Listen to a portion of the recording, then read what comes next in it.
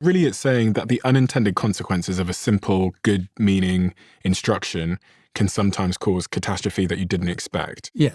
And this is the balance now when you're dealing with intelligence, is there's so much subjectivity to good, bad, wrong, right, and so many unintended consequences that, for me, all you need is stretch time, and the probability of something bad happening is almost inevitable.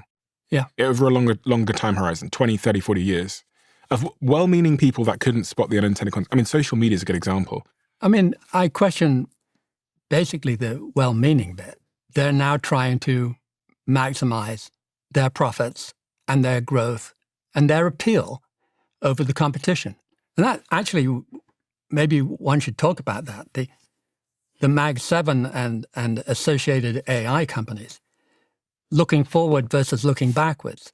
So the Mag 7 is the 7 market leaders. I'll put up this pie chart. Yeah, lovely. Of the Mag 7. I've got another graph. And there's perhaps another 15 or 20 rapidly rising substantial AI corporations.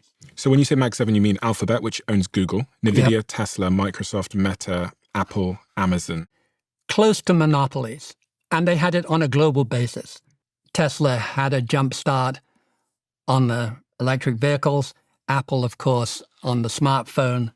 Microsoft on the original great coup of how to run your software on a computer. And then you look forward. Meta social networking, Google search. Right. Google search. Nvidia chips. And then you look forward, and you could not imagine a more different world. They're all girding for battle in the same marketplace, AI. They're beating their chest and saying, my 200 billion capex this year in a single year is bigger than your 105. Everybody is pouring enormous cash flows, and they're now beginning to borrow on top of that into the AI battle.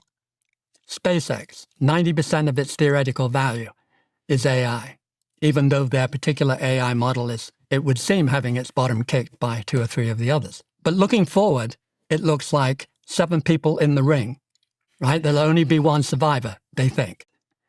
What a difference this was to 7 well-behaved, separate monopolies. They made bundles of money on their monopolies. Now they have no monopoly. There are 7 potentially sharp-elbowed, ruthless players determined to fight out with each other until they win.